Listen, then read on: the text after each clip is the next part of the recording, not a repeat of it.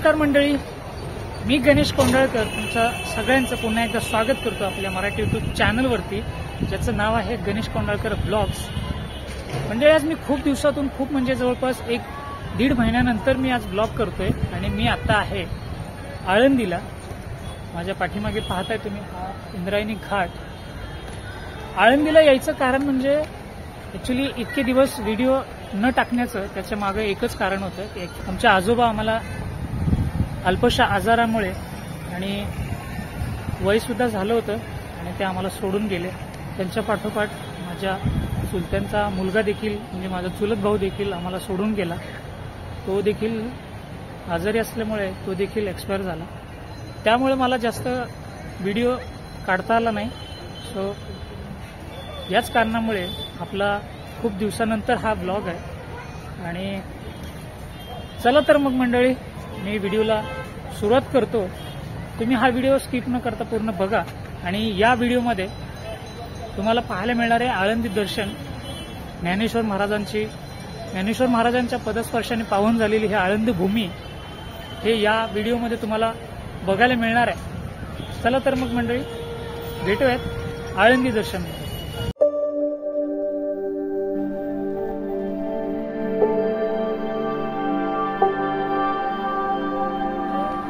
Actually इतके दिवस video न टाकण्याचं त्याच्या मागे एकच कारण होतं की ॲक्च्युली माझे आजोबा जे होते ते एक्सपायर झाले. आणि आजोबा एक्सपायर झाल्याच्या नंतर 5 ते 10 दिवसानंतरच लगेच माझा चुलत भाऊ देखील एक्सपायर झाला. आणि मग त्याच्यामुळे मी ब्लॉग करत नव्हतो. सो आज त्यांचं 13 वगैरे सगळं झालंय आणि आता मी आलो आहे आळंदीला. मी माळकरी असल्यामुळे माझ्या गळ्यात माळ आहे. आता मी ती माळ इथे चेंज करणार आहे म्हणून आळंदीला आलोय. तर तुम्हाला या व्हिडिओमध्ये मी दाखवतो आळंदी दर्शन आणि आळंदीचा जो परिसर आहे तो मी तुम्हाला दाखवतो. इथे ज्ञानेश्वर महाराजांच्या पदस्पर्शाने पावन झालेल्या या आळंदी भूमीमध्ये आज मी आलोय.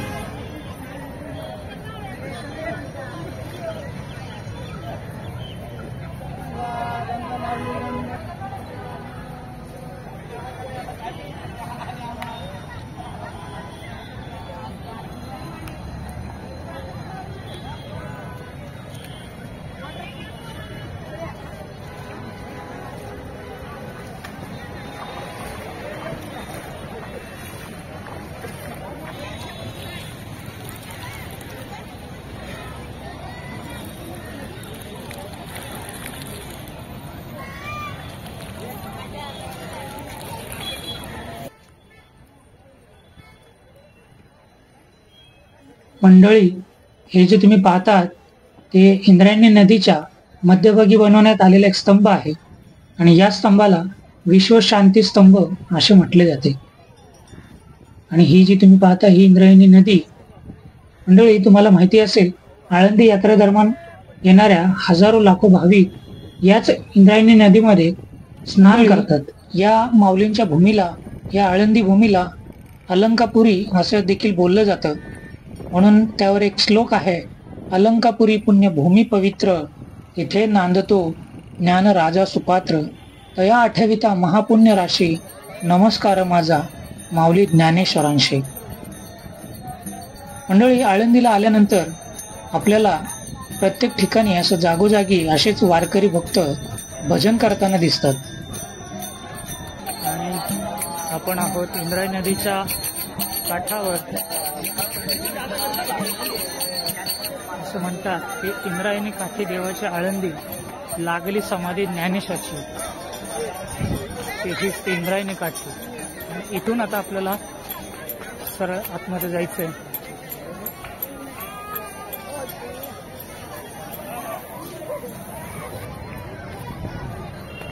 आपण आता इंद्रायणी नदीच्या काठावरून आता संत ज्ञानेश्वर महाराजांच्या मंदिराकडे जाणार आहोत. समोर आपल्याला पाहायला मिळेल एक प्रवेशद्वार. इथून आपल्याला आतमध्ये जायचं आहे.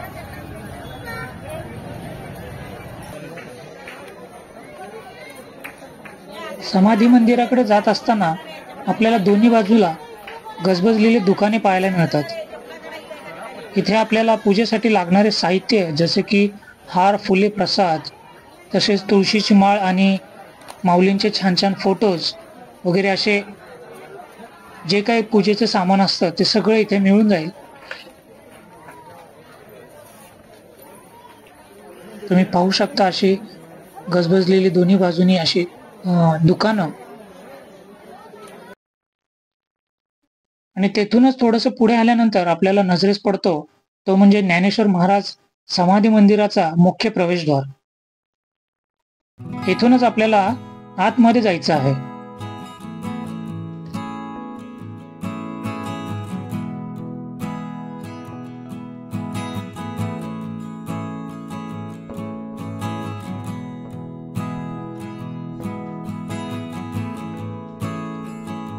दरवर्षी हजारो लाखोंच्या संख्येने वारकरी भाविक भक्त आळंदीला येत असतात. आणि या आळंदीचं मुख्य आकर्षण म्हणजे या ठिकाणी असलेले ज्ञानेश्वर महाराजांचं संजीवन समाधी मंदिर होय. संत ज्ञानेश्वर महाराजांनी आपल्या जीवनातील काही काळ येथे व्यतीत केला. या आळंदी गावाला देवाची आळंदी असे देखील बोलले जाते. हे देवाची आळंदी पुण्यापासून जवळपास 25 किलोमीटर अंतरावरती आहे. मंडळी, याच ठिकाणी संत ज्ञानेश्वर महाराजांनी वयाच्या 21व्या वर्षी इसवी सन 1296 साली जिवंत समाधी घेतली आणि त्यानंतर त्या जागी एक सुंदर असं समाधी मंदिर बांधण्यात आलं असे सांगितले जाते.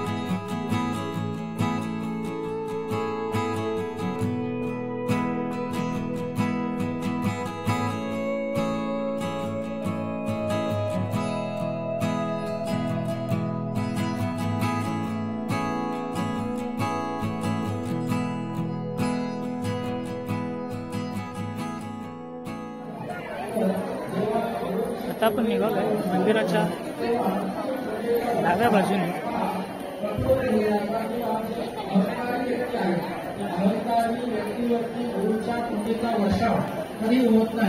जो निरहंकारी वृत्तीने युक्त किंवा निरहंकारी मनुष्य आहे, निरहंकारी साधक आहे, मला काहीतरी कळतं, प्रश्न विचारण्यामध्ये देखील अनेक प्रकार आहेत.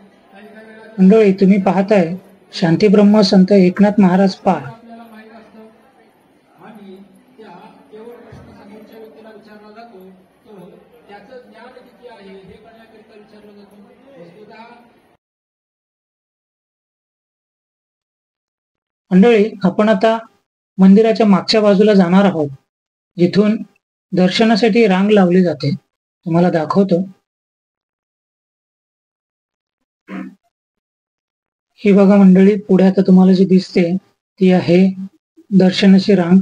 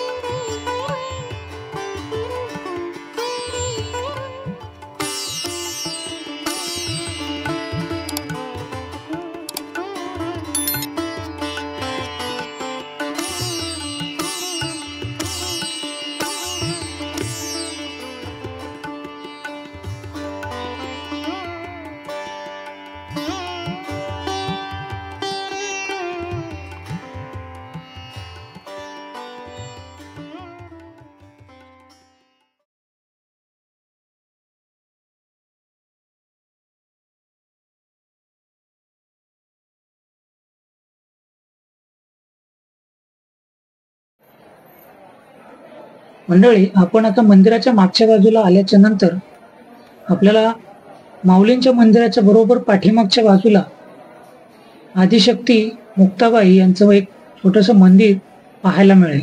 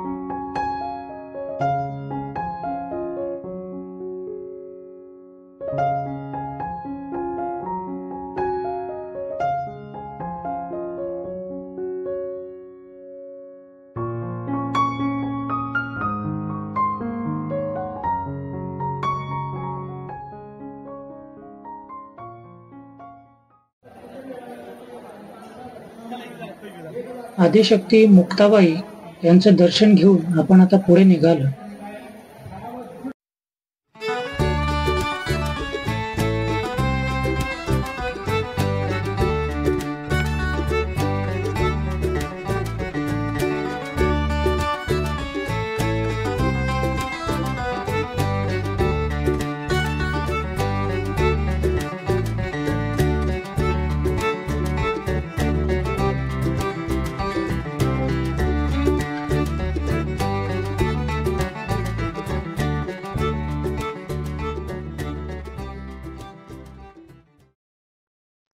मंडळी, संपूर्ण मंदिराला प्रदक्षिणा घालून पुढे आल्याच्या नंतर समोरच आपल्याला एक सुवर्ण पिंपळाचं पार पाहायला मिळतं.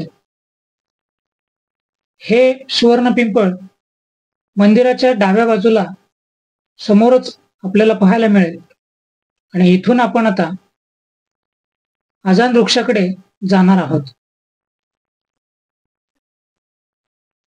आता आपण इकडनं या रस्त्याने अजान वृक्ष जिथे आहे त्या ठिकाणी जाणार आहोत.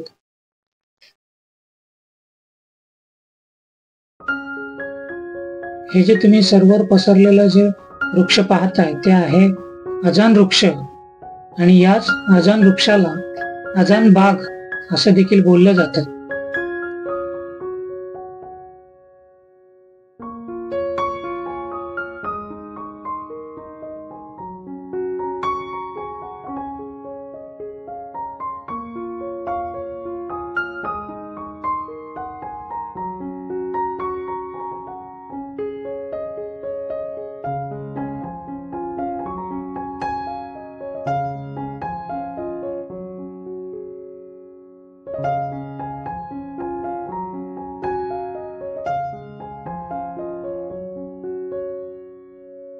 या अजान वृक्षाखाली आपल्याला खूप सारे असे वारकरी भक्त इथे वाचनासाठी बसलेले पाहायला मिळते.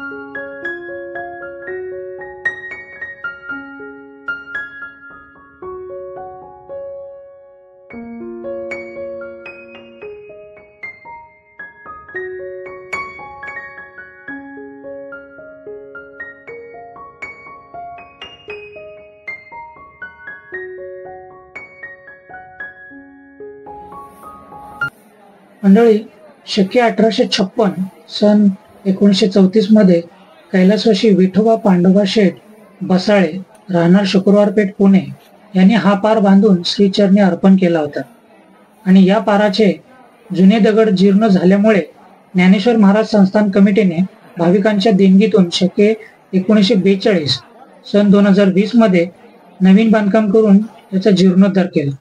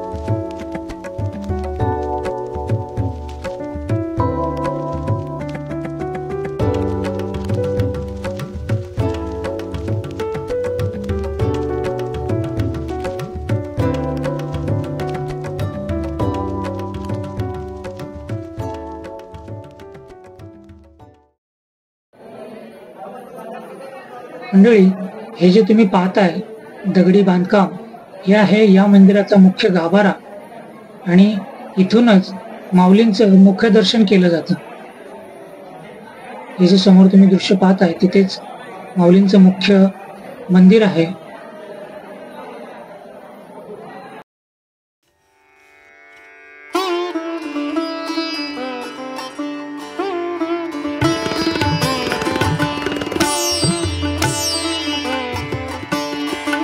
मंडळी, आपण जे आता फोटोमध्ये पाहताय अशा प्रकारे माऊलींची मूर्ती या गाभाऱ्यामध्ये आपल्याला पाहायला मिळेल.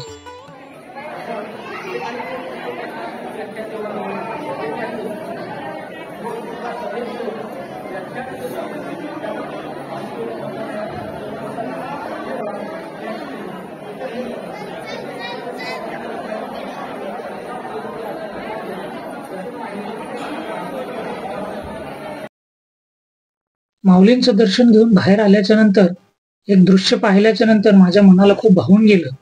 त्या म्हणजे या आजी व्हीलचेअरवरती बसून देखील या आजींना माऊलींचं दर्शन घ्यायचं होतं. ते पाहिलं मी आणि खरंच खूप भावुक झालो.